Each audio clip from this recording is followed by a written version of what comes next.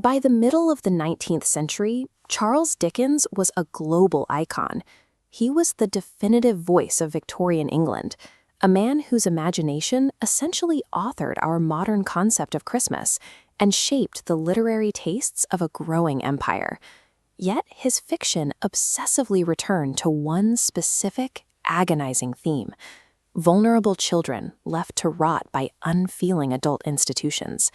He was living a life of immense wealth and elite status, but his novels read like dispatches from the gutter.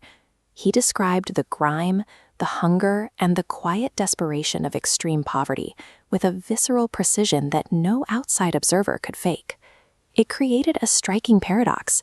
How could a man dining at the absolute peak of high society know exactly what it felt like to starve in the mud? The answer lies in his origin story, which contained a shameful reality he worked tirelessly to conceal. He was so terrified of his own past that he kept it completely hidden from the public, and even from his own wife, until he was nearing the end of his life. To understand the mechanics of his fiction and the sprawling universe he created, we have to break that silence. We have to go back to the moment a young Charles Dickens was abandoned. In 1824, London was an expanding, industrializing machine, and it was notoriously unforgiving to anyone who fell behind. Charles's father, John Dickens, was a clerk in the Navy Pay Office. He was also entirely incapable of managing money, and his catastrophic financial recklessness eventually buried the family in mounting debt. Under the brutal legal system of the time, creditors had a simple instrument for dealing with unpaid bills. They had John arrested and thrown into the Marshalsea debtor's prison. What happened next sounds bizarre today, but English law permitted it.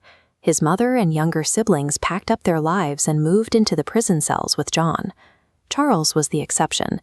At just 12 years old, he was farmed out to lodge with a family friend and put to work, entirely cut off from his family and left to navigate the city's underbelly alone.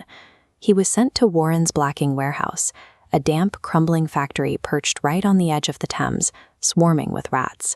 For months, this deeply sensitive boy spent his days performing monotonous, soul-crushing labor, pasting paper labels on endless rows of boot polish pots. The physical conditions were grim, but the psychological injury went much deeper. He felt completely cast aside by the adults whose explicit job was to protect him. That total isolation instilled a haunting, suffocating fear of poverty. He learned how quickly an entire life could slide into social degradation. Eventually, an unexpected family inheritance cleared the debts and pulled Charles out of the warehouse. He went back to school, but the damage was permanent. The warehouse years became a source of intense, secret shame that would govern his psyche for decades. Because he refused to speak about what happened to him, that pain found another way out. It became the driving engine of his writing. Charting his early novels like Oliver Twist and Nicholas Nickleby, a pattern emerges: innocent children acting as moral barometers against cold institutions. By 1850, these themes culminated when he poured his suppressed memories into his semi-autobiographical masterpiece, David Copperfield. The orphans and outcasts that made him famous originated directly from his own untreated trauma. He was writing from the perspective of a terrified boy in a rat-infested warehouse. Dickens weaponized his pain by publishing it in a mass media format designed to force society to pay attention. Instead of expensive hardbacks, his major works were released in cheap monthly or weekly installments costing just a shilling. It was accessible to everyone from merchants to factory workers, and each chapter ended on a deliberate theatrical cliffhanger. This created a feedback loop.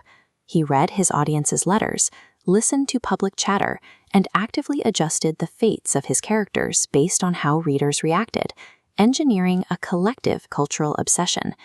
He used the addictive, page-turning drama of weekly serials as a delivery mechanism for raw social critique, dragging the comfortable upper classes down into the grime and making them empathize with the collateral damage of a growing empire they usually ignored.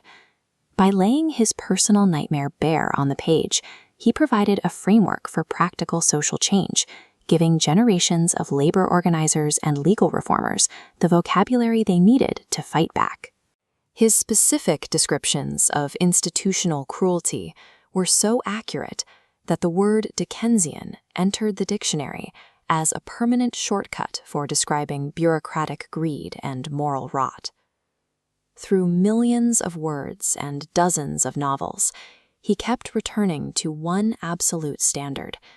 A civilization's worth is not measured by its wealth or its industry, but entirely by how it treats its poorest, most defenseless children.